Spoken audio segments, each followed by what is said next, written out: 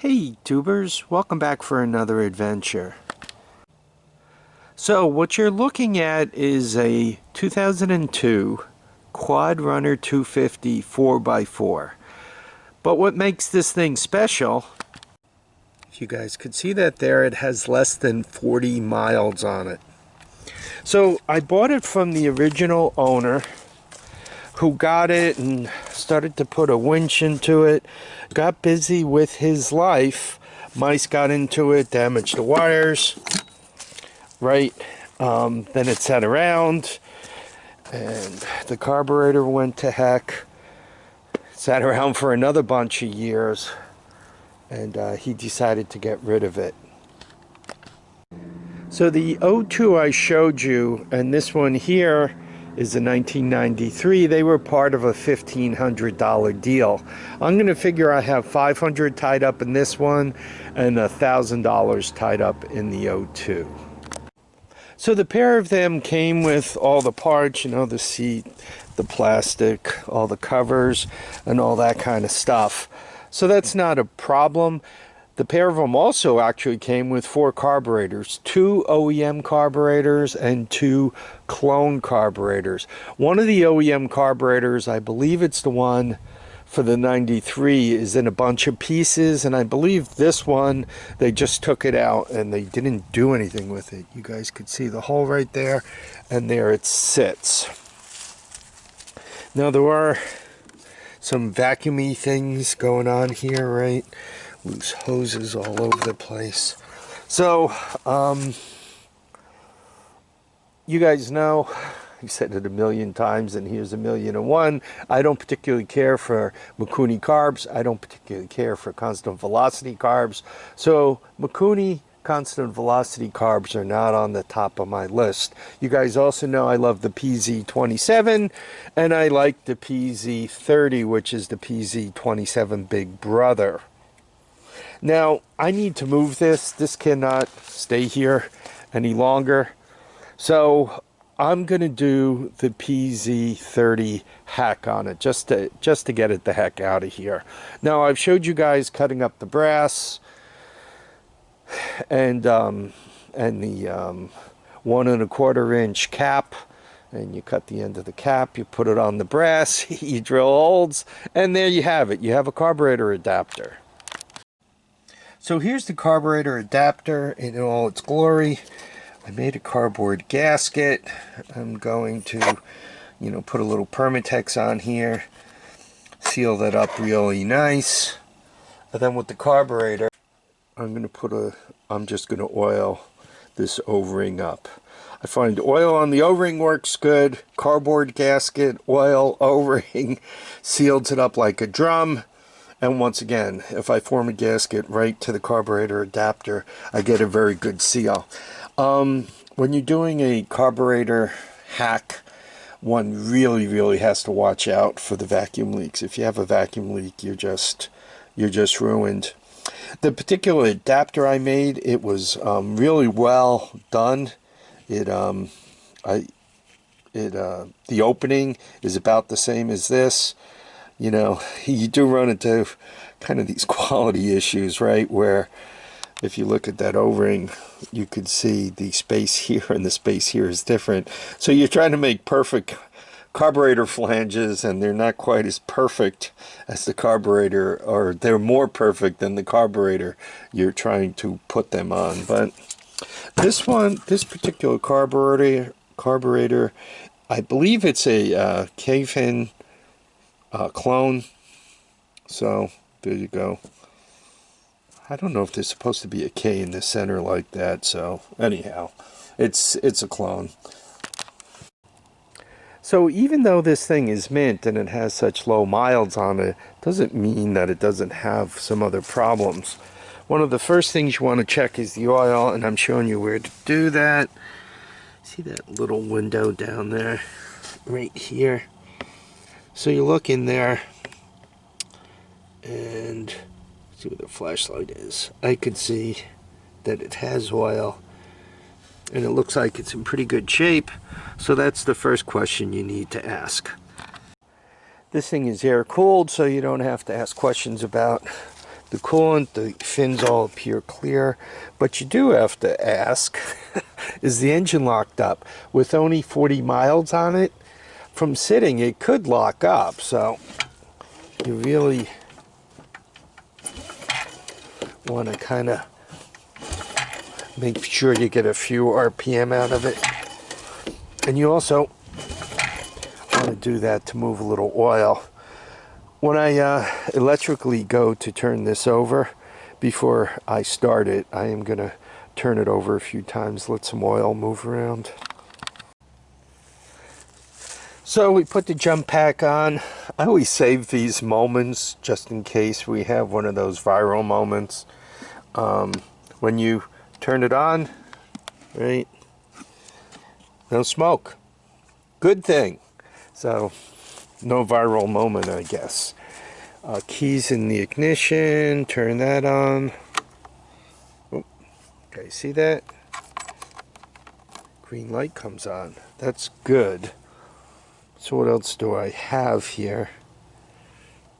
I got the fuel, I got everything set up. Time for a cold start. Let me just go get the stand. So here we go. Ignition switch is on. Choke is on. Choke is hard to turn on this machine. And it looks like we're a go.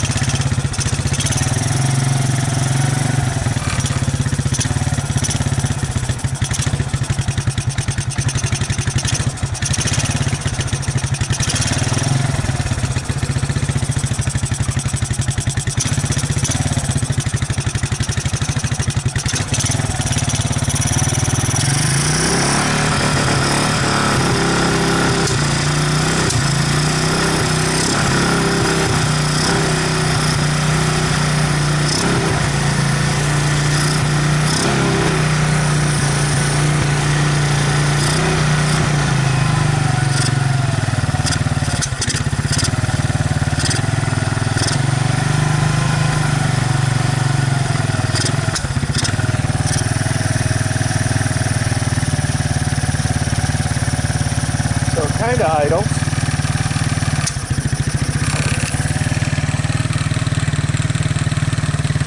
Let's just a bit of moisture there. My problem is this carburetor. You see the choke lever down there? It's hitting that cable. So it's kind of, well, we'll let it warm up. Smells like burning wood. I think one of my mousy mouses is having a bad day. Should have a fire extinguisher. Oh, here it is. Smoking down there. Probably one of the mouse. He's having his mist consumed. I'm going to let it warm up a little bit. I guess I got to tie that battery on. And we'll try to get a ride out of it. I'd like to get that idle down a little. I don't want to wham bam the gears. I think this thing is ready to go. Both of these down. So two-wheel drive, high range, right? Or the other way around, I'll figure it out. I got this towel here, so hopefully I don't smash and cut that hose off. Right, it stops smoking underneath.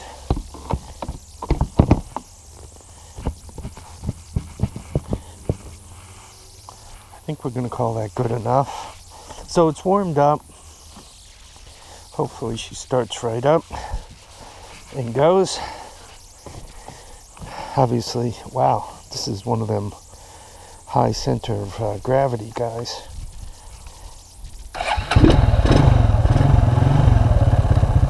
I turned the idle down, and it's been sitting for a couple of minutes, so it might have cooled off again. So that's not bad. We're in first. So remember, 39.5. What we're going to do is we're going to do a lap of one of my trails. Wow, this is nice. Speedometer works. I don't know, did you guys see that? I didn't put air in the tires, something else I should have done.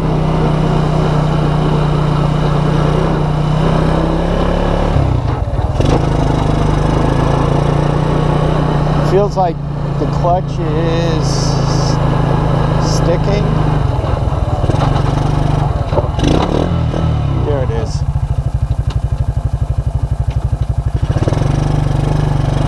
Yeah, the automatic clutch, sometimes from sitting around, whoa, throttle's sticking. It's really not good.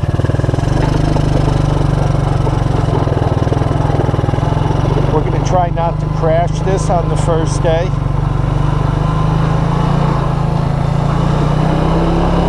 Yeah, I'm going to be a bit of a wuss driving it.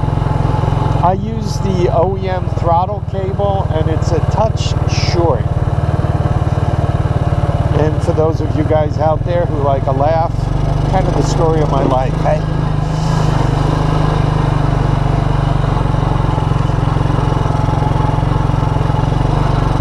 Yeah, she seems to run nice.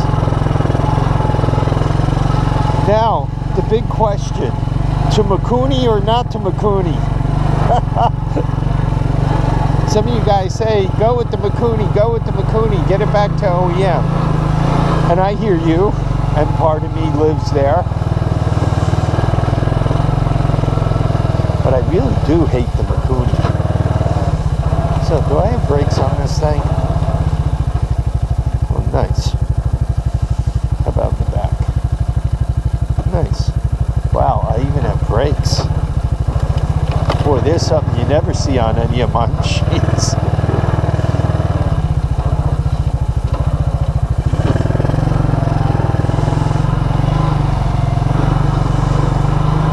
Yeah, I'm down in first. I've heard some gunshots. I don't know if it's deer season by me yet.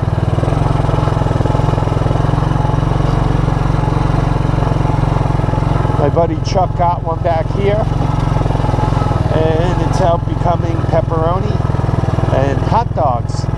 He makes really great hot dogs, and they're big enough where you kind of one of them's a meal. You know, they're not thin like the boar's head.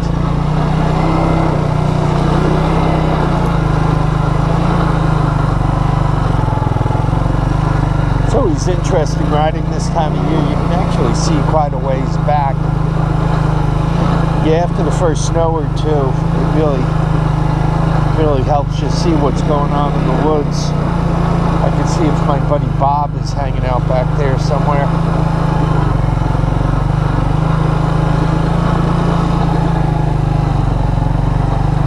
You know what? I couldn't be happier with this thing. Unfortunately, I couldn't be happier with this thing with the clone Keihin on it. I mean, there are some changes I gotta make, like this throttle. Like the last thing, yeah, like now it's stuck.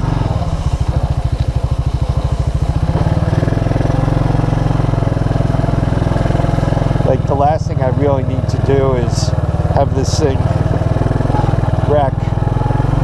So it's about 0.4 miles. Yeah, this throttle is not good.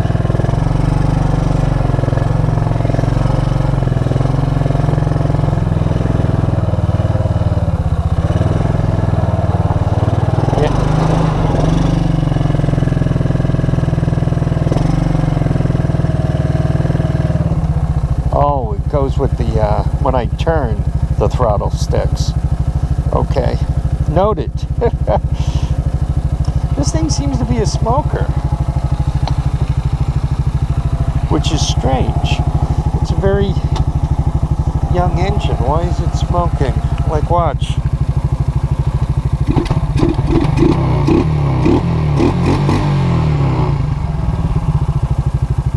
Maybe it's got to break in.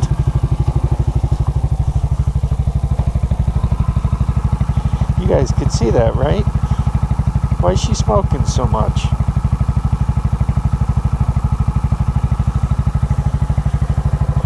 Maybe the break-in oil, it's got so few miles on it. Here.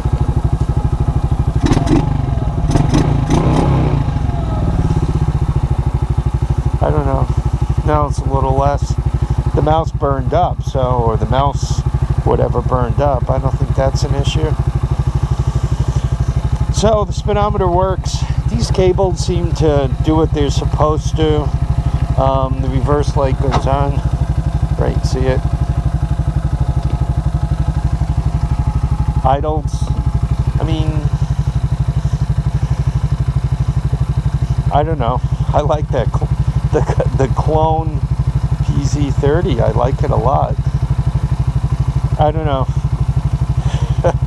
Give me a reason, a really good reason why I need to put a Mikuni on this thing, and I'll consider it. Anyway, in the meantime, I want to thank you all for coming with me on this adventure. Also, guys, give me a good reason to keep the winch. I'm thinking of losing the winch. I don't know. It puts extra weight on the front end, makes it a little more awkward. This is a 4x4 with a locking differential.